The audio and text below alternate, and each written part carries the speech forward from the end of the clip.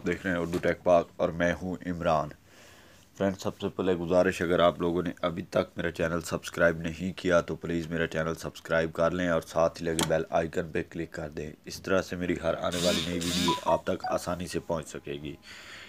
Friends, मैं आपको एक आज ऐसी ऐप के बारे में बताने जा रहा हूं जो कि आप लोगों को बहुत ही ज़्यादा पसंद आएगी, ख़ास तौर पे हम, क्योंकि ये एक इस्लामी ऐप है और इसको आप हर एक आदमी पसंद करेगा।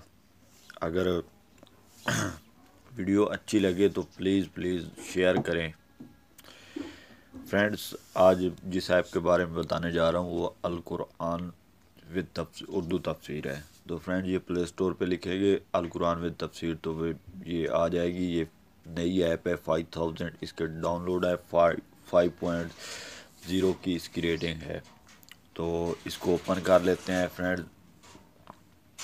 तो मैं बैग चला जाता हूँ। फ्रेंड्स, आप लोग अगर इसके कुरान पाक की तिलावत सुनना चाहें तो आप सुन भी सकते हैं, और तफसीरुल कुरान पे अगर क्लिक करें तो अगर आप पारा वाइज पढ़ना चाहते हैं तो 7 तर्जमे के पारा वाइज पढ़ सकते हैं, और अगर आप सूरा वाइज पढ़ना चाहते हैं तो इस तरह से भी आप देख लें, सूरा वाइज पढ़ सकते हैं।